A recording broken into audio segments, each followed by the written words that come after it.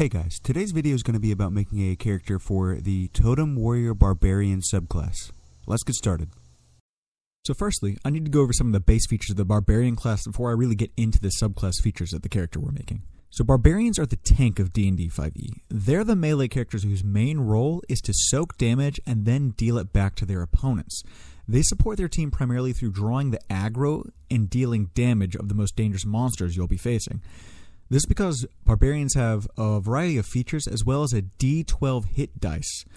So Barbarians unlock Rage at 2nd level. It's one of the best reasons to even consider playing the Barbarian. It's their crux. So while you use Rage, which is a bonus action, pretty important for a melee character, you deal more damage, resist damage, and have advantage on strength checks and saving throws for a minute. It can end early if you don't attack or get attacked, but that's primarily not going to happen during fights. So Barbarians also have unarmored defense, so you can wear armor. You still might be better off choosing not to, especially because the Barbarians' unarmored defense scales off of their dexterity and constitution, which are some of the strongest stats in the game, and might be a priority for a Barbarian you're playing. So Barbarians also have Danger Sense to help them pass their dex saves more consistently, and they have Reckless Attack to help them hit their weapon attacks more consistently at the cost of being easier to hit by their opponents. And that might sound like a downside at first, but then you remember that you are the person with a D12 hit dice. This feature not only makes it easier for you to hit your opponents, but it incentivizes the enemies that are attacking your weaker wizards and other weak party members with squishy hit dice to attack you instead. So it's fulfilling your role as a dangerous tank, which is great. You also get primal knowledge as of the release of Tasha's Cauldron of Everything, and those extra proficiencies aren't bad. It's just good to be able to get more and more things. Furthermore, at 5th level, you finally get extra attack and fast movement, both of which make you more of a threat in combat and make you all around more dangerous and useful to your team with positioning and finding the dangerous part on the battlefield. So now that we've covered all of the base Barbarian features, we can finally move into the subclass of the video, the Totem Warrior. So when you pick this subclass at 3rd level, you immediately gain 2 features, Spirit Seeker and Totem Spirit. Spirit Seeker gives you access to 2 different ritual spells that are kind of niche, but they also are useful to just have because you get to ritual cast them, and they're especially related to communing with nature, being able to talk to animals and find them. The Totem Spirit feature is the whole reason for the subclass and what you'll be building upon for the rest of that character. When you get those features, you get to pick an animal that gives you a bonus effect whilst you're raging. These effects range from gaining more movement speed, making it easier for your allies to attack an enemy, or jumping extra far. For the purposes of this video, and to demonstrate the Barbarian's tanking capabilities, I'm going to be choosing the Bear Totem. This totem makes it so that while you're raging, you resist every kind of damage except psychic, essentially doubling your health for the 99% of encounters in D&D, because psychic is such a rare damage type. Furthermore, I just want to point out that if you're a Kalistar Barbarian, that just means you resist everything while you're raging. Amazing! So, let's look at what a character sheet might look like. For this character, I decided to use the point buy system for deciding stats. If you don't know what point buy is, it's basically a point-based system where you get to decide where your stats are allocated however you decide with the points that you have. And you can look up exactly how it works on any of the many websites that can just do it for you, but the stats I ended up getting was a 15 for strength, a 14 for dexterity, a 15 for constitution, an 8 for intelligence, a 10 for wisdom, and an 8 for charisma. The race I decided upon came from the Mythic Odysseys of Theros book, and it was Minotaur. This adds a +2 to strength and a +1 to con, as well as some other nifty features that I might go over. So this means that you're going to end up with a 17 in strength and a 16 in con.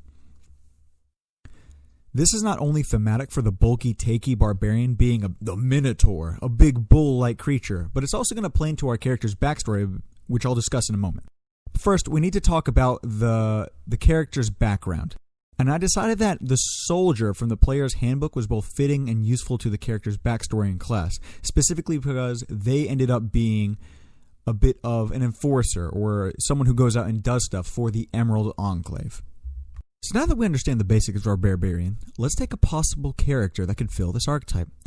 You are Bess Hoofhorn, a female minotaur whose first memories were from within an orphanage in a small, secluded, forested town near the wilderness. The strength of this is that this town can be whatever you or your DM seems appropriate so long as it fits the campaign setting. Growing up in this town was hard for you because you were different. Nobody else had hooves, horns, or a nose like yours. They were smaller. Other children often made fun of you because of your resemblance to the livestock, and because kids are meanie weenie stinky dookie dookie butts. But when you turned 10, you'd finally had enough of it. You decided that anything was better than staying in this tortuous village, sitting around day after day being made fun of because of what you looked like. You're going to go strike out on your own into the forests, so you gathered your supplies, and you left. But as to be expected of any child going to just live in the wilderness, you quickly found that it was a far cry from what you'd initially expected, and that your supplies were quickly dwindling. But you refused to turn back now.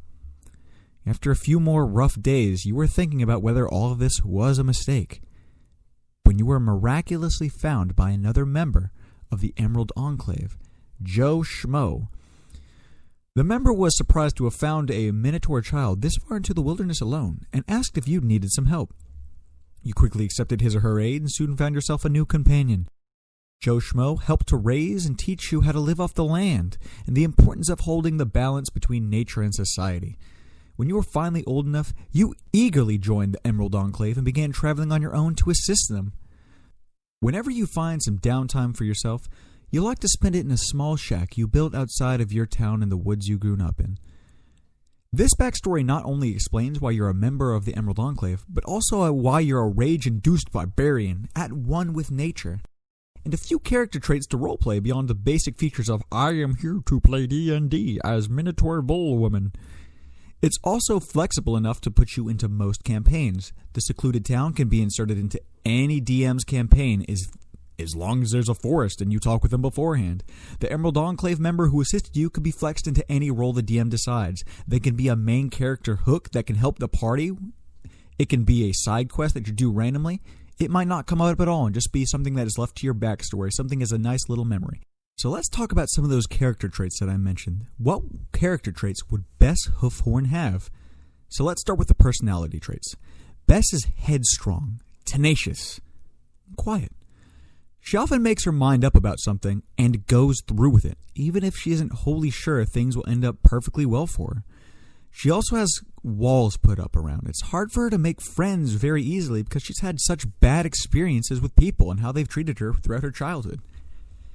Bess's ideals are also very similar to the tenets of the Emerald Enclave, which ended up being a big part of her life in childhood. She champions the balance between society and nature. Survival is always a priority, but lavish lifestyles just aren't for her. She'd rather live a quiet, quaint life.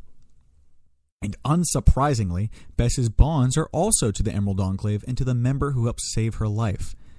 Lastly, and a little more complicated, we have to discuss some of her flaws because of her background and because of her stats. For starters, Bess isn't a genius.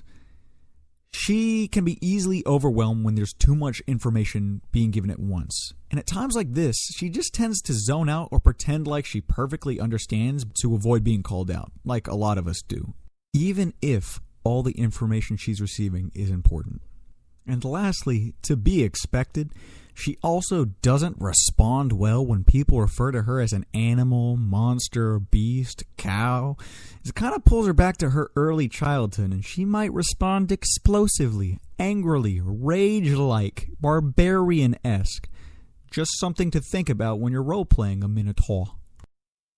And that's really all the basics you need to know about this Totem Warrior character. If there's anything else you guys would like to see, any other subclass specifically you'd like to see done, just leave it in the comments, like, comment, subscribe, and I'll catch you guys later. Hope you enjoyed the video. And here in the background is the character sheet for Bess Hoofhorn that I made. It's got the different skills, proficiencies, weapons that she would probably have, and if you feel like she wouldn't or want to switch something up, feel free to. It is just a nice little starter piece for anyone who wants to use. Have a wonderful day. He's a totem barbarian, an absolute team carrying, body bagging boss that'll never take a loss, soaring to the top while her enemy gets squashed. This Minotaur's in charge of the front line, hitting hard, and if you fight her, you wish you ain't been born. Don't mess with this bull or else you'll get the horns.